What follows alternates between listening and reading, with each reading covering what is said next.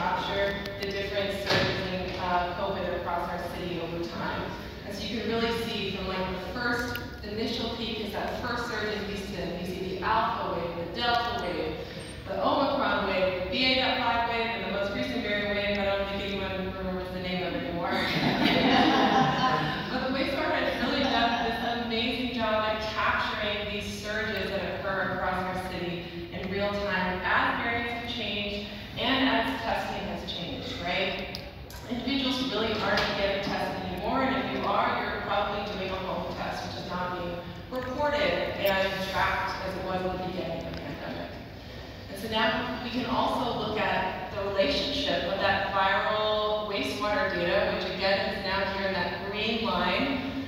Here I'm showing it as a benchmark level. So basically said the peak of the first peak in Houston, we said was 100% for our viral load, and so we were benchmarking it all to that level. And then the blue line represents the clinical testing data, so it's the positivity rate data. So the number of positive tests over the total number of tests that were performed.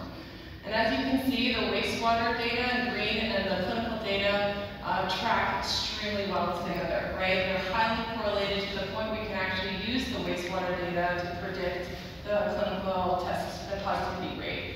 And this is increasingly important because, as I mentioned before, there was a lot of testing going on at the beginning of the pandemic, and now very, very little testing is occurring. But we feel very confident looking at the wastewater data as a measure of community infections because we have this longitudinal data that is so strongly correlated.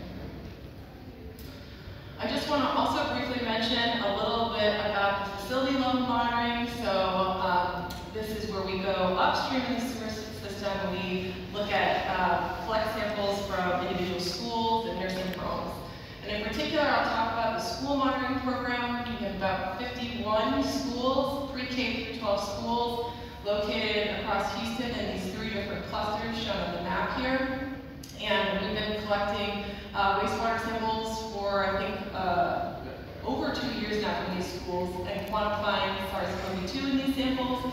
We've also expanded to monitoring for other respiratory viruses like influenza, A and B, and RSV. And we report this data back to the